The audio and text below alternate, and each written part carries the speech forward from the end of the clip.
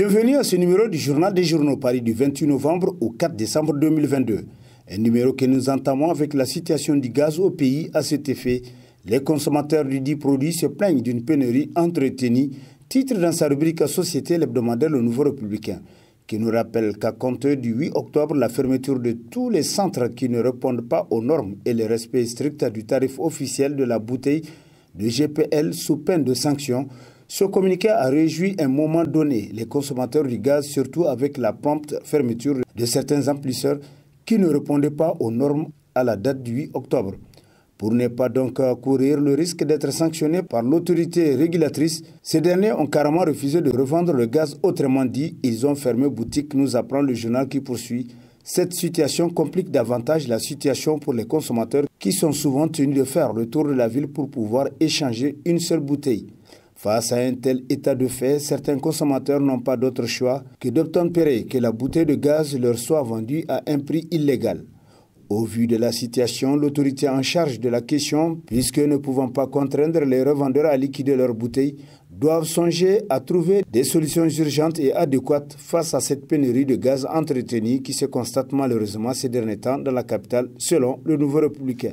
Décès du détenu Issa Amadoudi Kounche, le président Mohamed Bazoum peut-il laisser impuni de tels assassinats relevés d'une autre ère? Se demande l'hebdomadaire L'Éclosion, qui nous apprend que dans un post du président de la République sur son compte Twitter, disait « Je viens d'apprendre avec consternation la mort de Soumaïlou Boubèye Maïga, ancien premier ministre malien. Sa mort en prison rappelle celle du président Modibo Keïta en 1977. Je pensais que de tels assassinats relevaient d'une autre ère. » Fin de citation.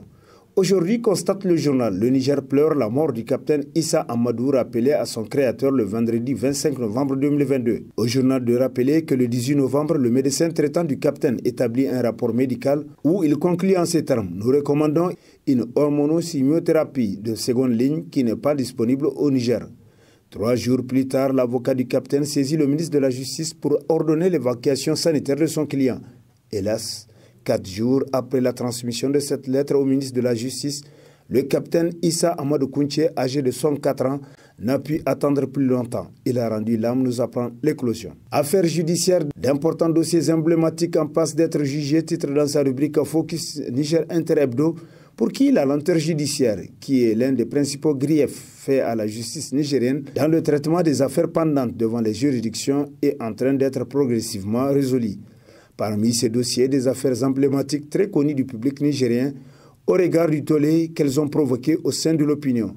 C'est le cas de l'affaire dite du Trésor public, plus connue sous le nom de l'affaire Ibo Karadje, dans laquelle plusieurs milliards de francs CFA frauduleusement sortis des caisses de l'État ont été détournés. Outre l'affaire du Trésor public, celle dite de la Sopamine, où des fonds publics à hauteur de plusieurs milliards ont été spoliés, a également connu une très grande avancée dans son traitement, nous apprend davantage Niger Inter Hebdo, pour qui à ces affaires s'ajoute celle de la Compagnie nationale de transport des produits stratégiques, CNTPS, affaire dans laquelle les intérêts de l'État ont été compromis à plus de 4 milliards de francs CFA. Renouvellement des instances du Conseil national de la jeunesse du Niger, du plomb dans l'aile dans le processus, titre dans la rubrique Société de sa parution en date du 28 novembre, le quotidien privé La Nation, qui dit qu'en effet, la mise en place d'un comité dit provisoire avec attribution du bureau du CNJN a créé un climat de méfiance entre le bureau sortant et le ministre nigérien de la jeunesse et des sports, qui semble déterminé à faire cavalier seul dans la conduite à bon port du processus en dépit des instructions du Premier ministre.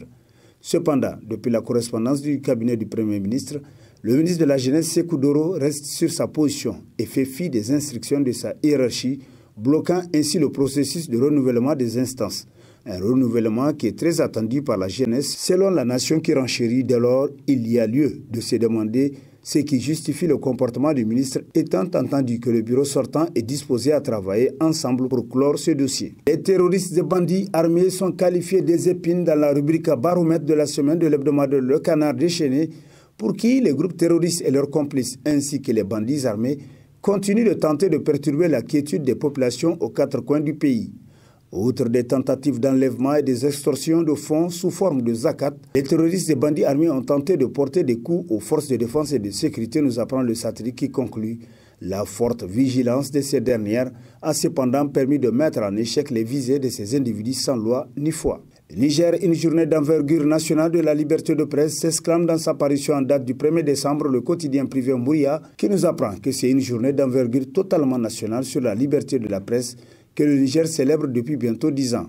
La journée du 30 novembre est désormais marquée sur du marbre au Niger pour célébrer le travail remarquable des journalistes et des médias nationaux sortis enfin du labyrinthe des conflits inutiles pour scruter le présent en envisageant un avenir de plus en plus promoteur pour la profession. La presse nigérienne a maintenant compris que l'enjeu sociopolitique et économique du pays est à l'échelle nationale, selon Mouria. 17e édition du sommet extraordinaire de l'Union africaine sur l'industrialisation de l'Afrique, le Niger, une fois encore honoré, titre à sa une l'hebdomadaire Nia Info, qui rappelle que Niamey, la capitale du Niger, a abrité le 25 novembre la 17e édition du sommet extraordinaire des chefs d'État et de gouvernement de l'Union africaine sur l'industrialisation et la diversification économique couplée à la session extraordinaire d'évaluation de la ZLECAf. En marge de ces deux événements, s'est également tenu à Niamey le sommet des premières dames d'Afrique sur les femmes transformatrices du continent.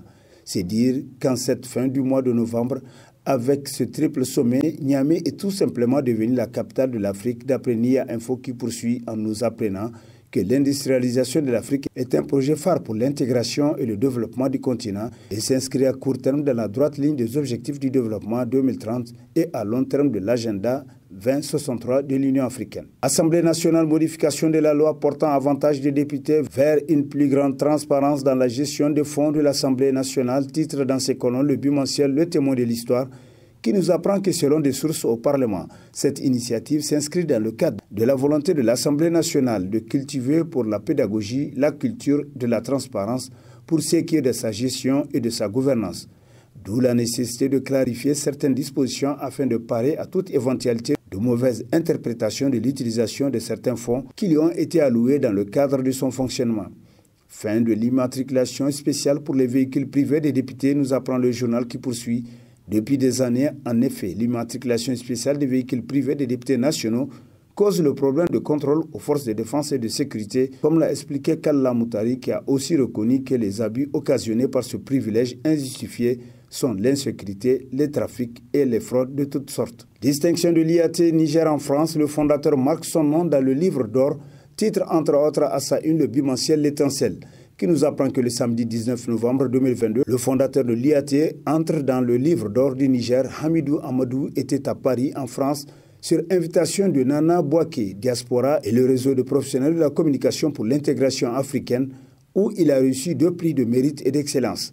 Ces 2 prix ne sont nullement fortuits selon le journal qui poursuit, parce que l'IAT est la seule école de formation professionnelle privée digitalisée au Niger.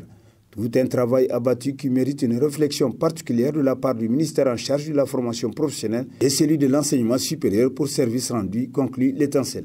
Rufifi à la Fénilite, titre dans sa rubrique sport, l'hebdomadaire satirique Le Canard en furie, qui nous apprend qu'à une semaine de la tenue du championnat du sport roi au Niger, la Fénilite livre aux Nigériens des événements sensationnels qui risquent de soulever pas mal d'émotions. Tenez un peu. Le charismatique vice-champion de Dosso, l'étoile montante des lutteurs de la région, le nommé Noura Hassan, va évoluer cette année au sein de l'effectif de l'équipe de Tawa. De l'autre côté, c'est l'intraitable Dantambaye qui tourne le dos à la sélection pour se retrouver à Dosso où il a jeté son dévolu aux côtés du champion Isaka Isaka. En attendant d'autres révélations du genre, le public au parfum de ces navettes se livre à plusieurs interprétations. Cohésion ou division? Se demande le Canard à furie pour qui chacun donne la mesure de ses arguments avec souvent beaucoup de prédominance de la passion. Journée internationale de lutte contre les violences faites aux femmes, l'ancien président américain Donald Trump accusé de viol, titre dans ses colonnes le bimensuel Le Troisième œil, pour qui, alors que le monde entier célèbre la journée internationale de lutte contre les violences faites aux femmes, l'ancien président américain Donald Trump est visé par une plainte pour viol commis dans les années 1996. Une plainte déposée par une jeune journaliste devant les tribunaux compétents. La journaliste américaine, âgée de 56 ans à l'époque des faits, dit avoir été plaquée puis coincée contre la paroi d'une cabine au sein d'un magasin situé en plein cœur de New York avant d'être violée par Donald Trump. Homme d'affaires à l'époque, nous apprend le journal qui poursuit. Mais le choix de la journaliste, qui consiste à relancer cette action en justice contre Donald Trump, intervient dans un contexte particulier marqué par l'adoption par le gouvernement américain de nouvelles lois protégeant les femmes et filles victimes d'agressions sexuelles sur l'ensemble du continent. Et sur ce prend fin le présent numéro de la revue de presse. Prochain rendez-vous plaise à Dieu dans une semaine avec toujours la même passion de vous servir. Bonne lecture et au revoir.